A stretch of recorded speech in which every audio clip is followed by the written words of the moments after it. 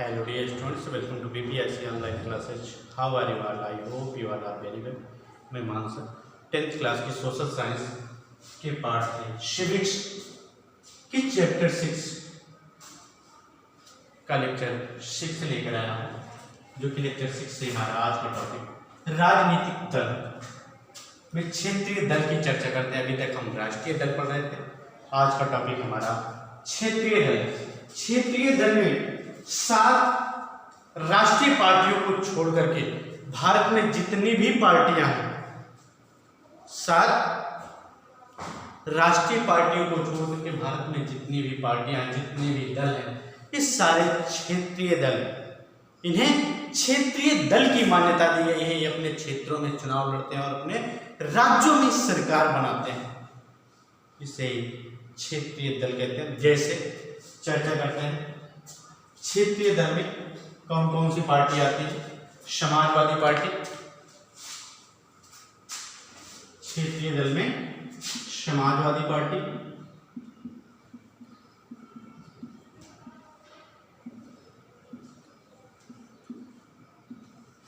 Samajwadi party या समाजवादी दल भी कह सकते हैं। सेकेंड, अभी नई पार्टी अरविंद केजरीवाल की बनी, आम आदमी पार्टी। आम आदमी पार्टी,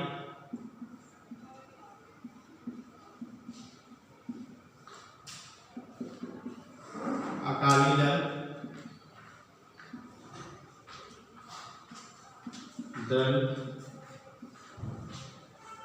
जनता दल,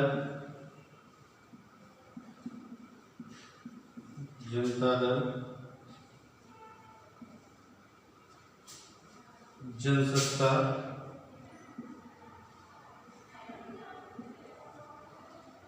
कहने का मतलब अभी तो इतनी पार्टियों के बारे में यहाँ पे चर्चा की। समाजवादी, आम आदमी पार्टी, अकाली दल, जनता दल और यहाँ पर जनसत्ता। ये सारी पार्टियां अपने अपने राज्यों, डेमोक्रेटिक पार्टी और जम्मू कश्मीर में भी कुछ पार्टियां हैं, उनके बारे में भी चर्चा करते हैं। जैसे राष्ट्रीय Janata Dal Jharkhand, Rashtriya Lok Samta Party, Jammu Kashmir and National Congress, Jammu and Kashmir National Panthers Party, Jammu Kashmir People's Democratic Party. तो ये सारी पार्टियां क्षेत्रीय पार्टियां हैं। जितनी भी पार्टियां हैं क्षेत्रीय पार्टियां, क्षेत्रीय पार्टियां अपने क्षेत्र में चुनाव लड़कर के सरकार बना सकते हैं। इन्हें भी भारत निर्वाचन आयोग के द्वारा क्षेत्रीय पार्टियों का भी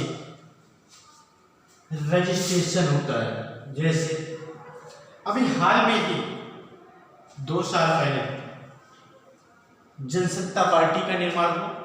तो जनसत्ता पार्टी के निर्माण में इसमें कुछ सदस्यों की जरूरत पड़ती है।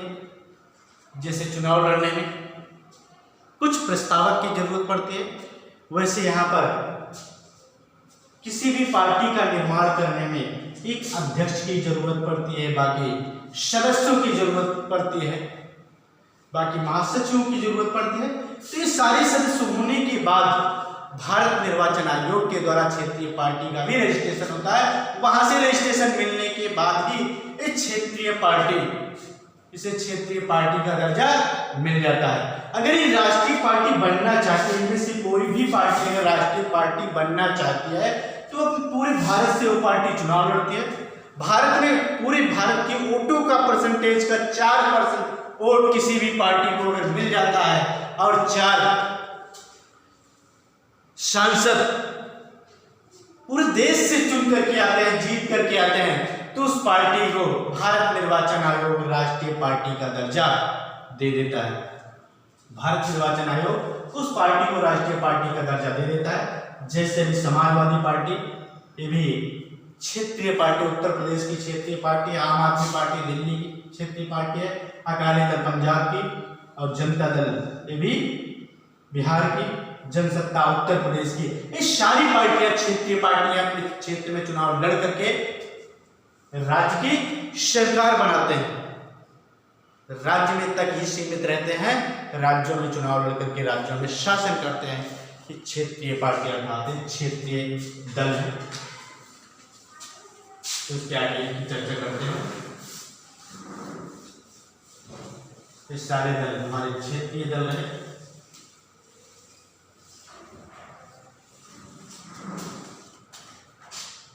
भारत में जो क्षेत्रीय दलों की संख्या है, भारत में क्षेत्रीय दलों की संख्या है वो काफी अधिक है। दिन के दिन नई पार्टियां बनती जा रही हैं। अभी तक कह सकते हैं कि जो क्षेत्रीय पार्टियां हैं 150 के आसपास, 1996 के बाद प्रत्येक क्षेत्रीय दल एक या दूसरी राष्ट्रीय स्तर की गठबंधन सरकार बनने का अवसर प्राप्त हुआ।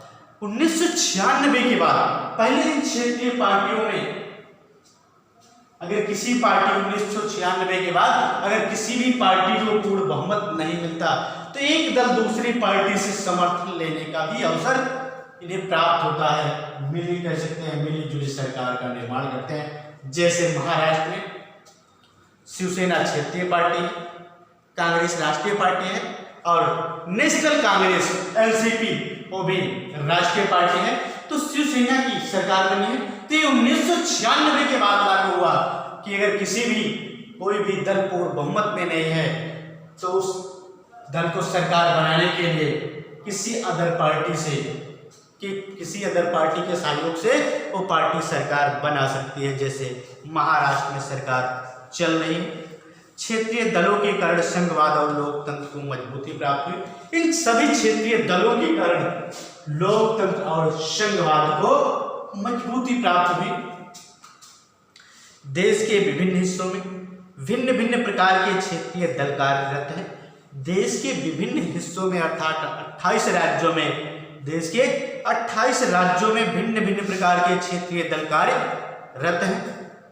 ये अपने अपने तरीके से समाज की सेवा कर रहे हैं। ये अपने अपने जितने भी क्षेत्रीय दल हैं ये अपने अपने तरीके से समाज की सेवा कर रहे हैं, अपने अपने राज्य में समाज की सेवा कर रहे हैं।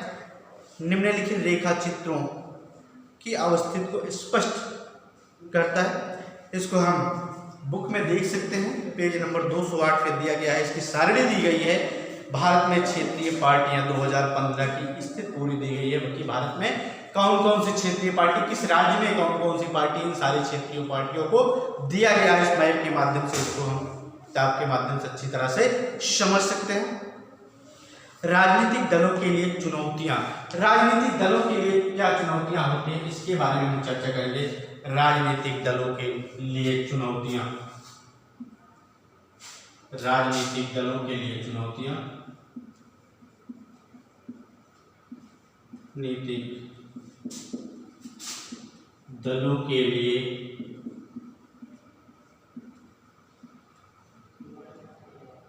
चुनौतियां,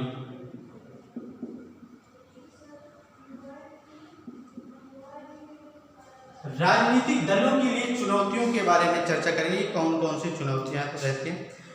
राजनीतिक दल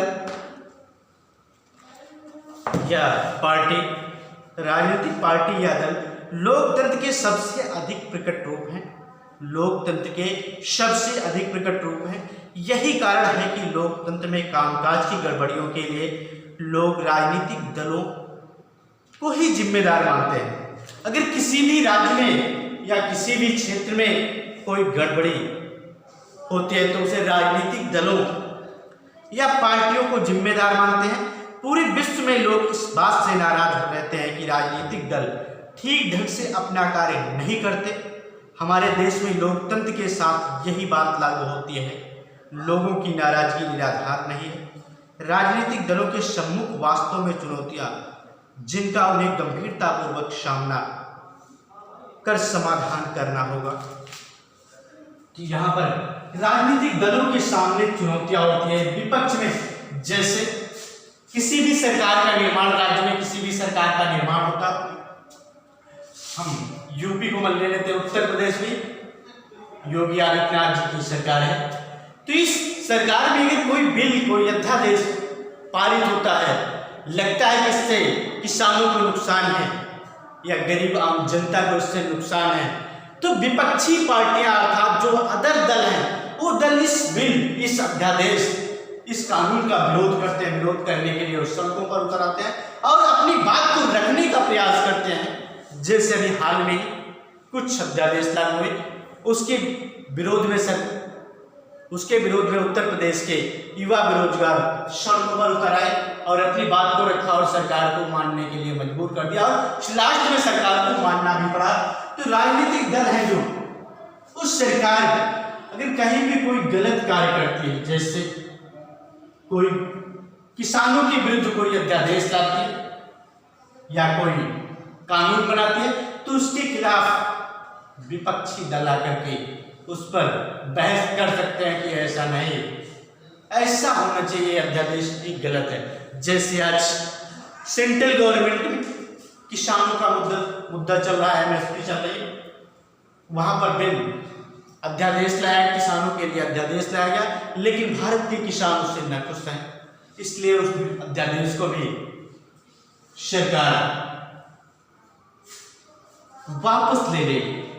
कोई भी अध्यादेश अगर उससे किसान खुश नहीं है या वहां पर उस अध्यादेश का विरोध हो रहा है, तो सरकार को लगता है कि यहां पर हमारा विरोध हो रहा है, तो अध्यादेश सरकार अपना अध्यादेश वापस ले लेती है।